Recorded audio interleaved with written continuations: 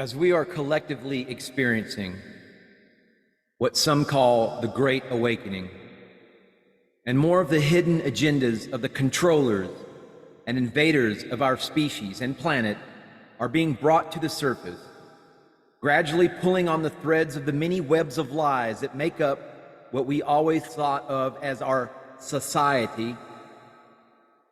Some of us are also learning and understanding the depth at which we may have unconsciously participated, embodied, or consented to these distortions and reversals. Indeed, it is important to understand that this multidimensional matrix of inverted systems could only exist because we were mind-controlled, programmed, and coerced into manifesting it into reality, as well as sustaining it throughout time and incarnations. So as to be able to create within the omniverse, individual and collective consciousness must be directly connected to the God source domain, as well as being aligned and in coherence and integrity within the universal laws, and particularly the law of one principles.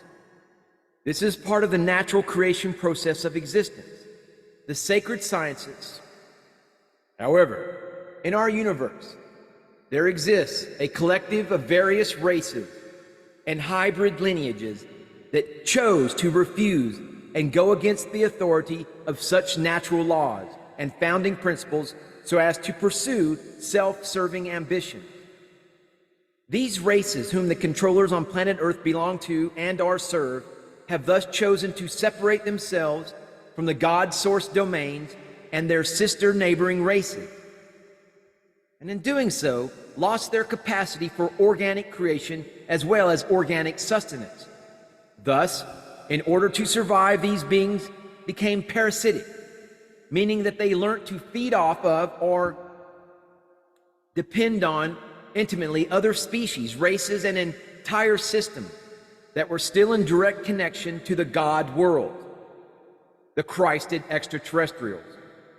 They went on to colonize and pillage other such planets and systems, establishing various control systems, developing highly advanced technologies, spreading like a virus within our universal time matrix, our galaxy, creating an entire cloned artificial matrix in parallel from which they operated.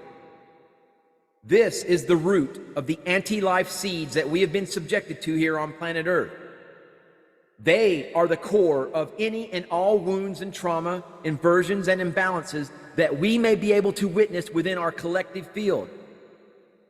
The various control systems of the artificial matrix on Earth are microcosmic reflections of the macrocosmic artificial matrix that resides in parallel to our universe. All these systems connect and lead to a larger goal of energy and resources harvesting, consumptive behaviors, and parasitic mechanisms so as to sustain self-serving collective fields. So as to maintain their artificial matrix on Earth, those negative alien species had to coerce the angelic human beings into sustaining it and making it manifest. It is consciousness which creates reality, and as such, human beings collectively create the global reality they experience on this planet.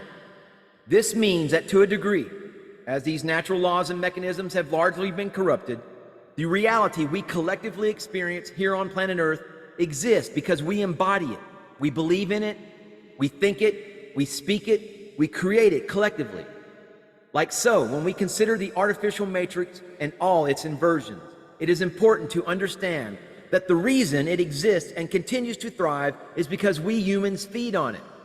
Of course, the vast majority of us are unaware of such mechanisms, and it took the controllers centuries of mind control, propaganda, manipulations, and assault, out-and-out assault on our consciousness to coerce us into sustaining these inverted systems throughout time. The negative ego is their primary tool to perform such coercive behaviors upon us. The negative ego is not inherent to human nature. It is the result of genetic hybridization that occurred at the start of this planet's invasion. These parasitic races hybridize the human DNA with their own DNA for various purposes, including the creation of the ego, so that a part of us became an energetic match to their own frequencies of abuse, control, and consumption. In this way, we may realize that the negative ego represents these negative forces, artificial matrix, and consumptive behaviors inside of us, and thus understand the importance of working on the self-work, shadow work. Dismantling the ego is the most important way for us incarnated here to work towards dismantling the artificial control matrix, oppressing us and reclaiming self-sovereignty. Thus, it is important to understand the importance of hitting the subscribe button, leaving this video a thumbs up, and staying tuned for further video offerings and information disseminations from the Umbanda New Earth Ashram for compassion, strength, and negative ego dismantling. Namaste. Namaskaram.